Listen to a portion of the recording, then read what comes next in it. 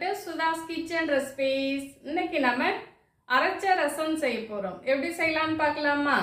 வாங்க வீடியோக்குள்ள போலாம். இப்போ நம்ம ஒரு panல 1.5 ஸ்பூன் ஜீரகம் சேர்த்துக்கலாங்க.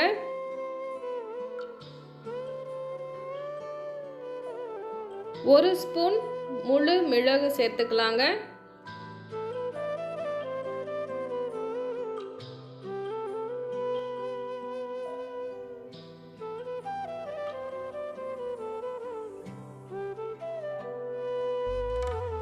இப்போ இது கூட 2 ஸ்பூன் மல்லி சேர்த்துக்கலாங்க.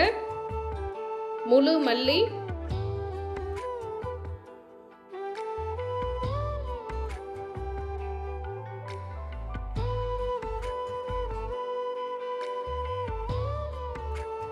இப்போ நம்ம 2 பூண்டு உரிச்சு வச்சிருக்கோங்க. ரசத்துக்கு சேர்ப்போம் இல்லையா, சின்ன பல் பூண்டு, அது உரிச்சு வச்சிருக்கோம். அதை சேர்த்துக்கலாம்.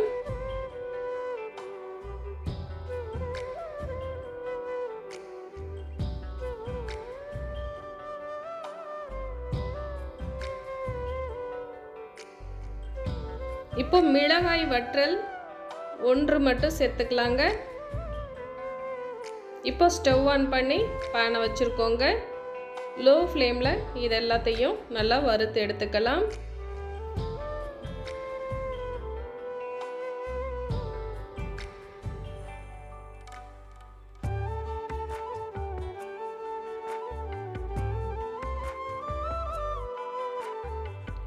இப்போ பாருங்க, எல்லாம் நல்லா வறுபட்டுருச்சு. இப்போ இதை ஒரு பிளேட்டுக்கு மாற்றி ஆற விட்டுக்கலாங்க.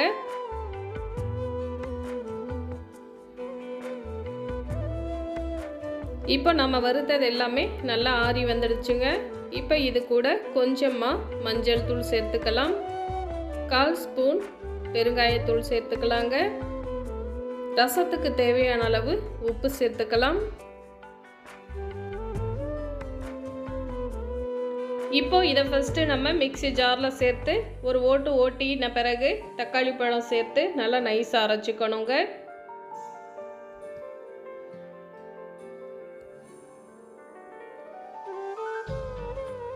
இப்போ நம்ம ஒரு மண் சட்டி எடுத்துக்கிட்டோங்க.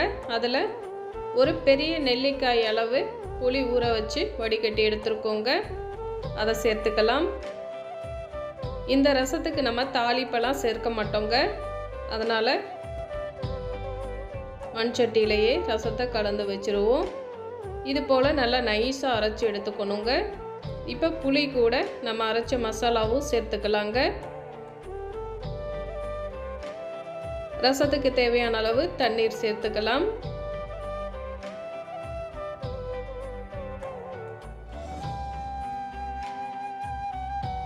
ரொம்பவும் திக்காக இருக்க மாதிரி இருக்கக்கூடாதுங்க. ரசம் கொஞ்சம் தண்ணி மாதிரி இருக்கணும். இந்த அளவுக்கு நம்ம ரசத்தை ரெடி பண்ணி எடுத்துக்கணும். இப்போ நம்ம ஸ்டவ் ஆன் பண்ணி ரசத்தை வச்சுருக்கோங்க. 2 நிமிஷம் ரசம் நல்லா கொதிக்கட்டும். இந்த ரசம் 2 நிமிஷம் கொதிக்கலாங்க, நல்லா இருக்கும்.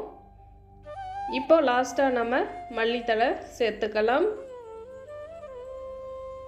அவ்வளோதாங்க. இப்போ நமக்கு ரசம் ரெடி ஆயிடுச்சு. அடுத்ததாக நம்ம பருப்பு துவையல் அரைக்க போகிறோங்க. இப்போ ஸ்டவ் ஆன் பண்ணி ஒரு பேன் வச்சுருக்கோங்க. 1/4 கப் கடலை பருப்பு சேர்த்துக்கிட்டேங்க. கடலை பருப்புக்கு பதிலாக நீங்கள் துவரம் பருப்பு கூட சேர்த்துக்கலாம்.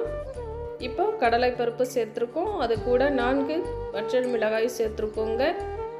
10 பல் பூண்டு இது போல் கட் பண்ணி சேர்த்துருக்கேங்க. 3 ஸ்பூன் அளவு தேங்காய் எடுத்து வச்சுருக்கோங்க. தேங்காய் நம்ம லாஸ்ட்டாக சேர்த்துக்கலாம். 1/2 ஸ்பூன் ஆயில் சேர்த்துக்கிட்டேங்க. இப்போ மீடியம் ஃப்ளேமில் இதை நல்லா வறுத்து எடுத்துக்கணும்.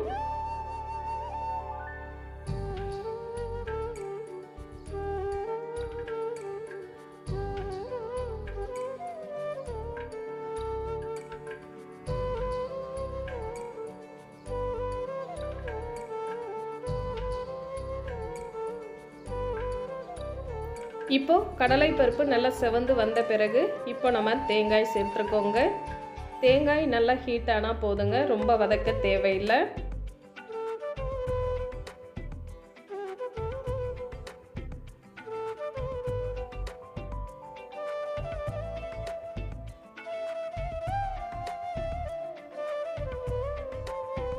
பாருங்கள், இது போல் இந்த அளவுக்கு நல்லா செவந்து வரணுங்க. இப்போ நம்ம ஸ்டவ் ஆஃப் பண்ணிவிட்டு இதை நல்லா ஆற விட்டுறலாங்க.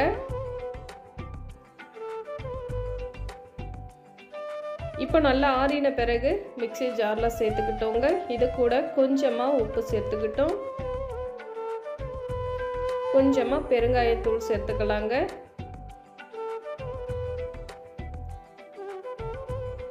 கொஞ்சமாக தண்ணீர் சேர்த்து இது போல் நம்ம அரைச்சி எடுத்துக்கிட்டோங்க.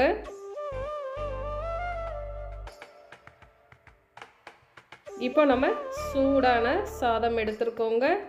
கொஞ்சம் குழைவான சாதம் எடுத்துக்கணும்.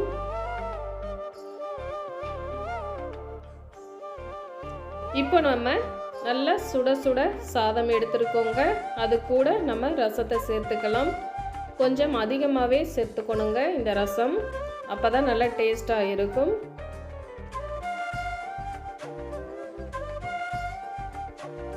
காய்ச்சல், சளி, இருமல் இதுக்கு எல்லாமே இந்த ரசம் சாப்பிட்றப்போ ரொம்ப சூப்பராக இருக்குங்க.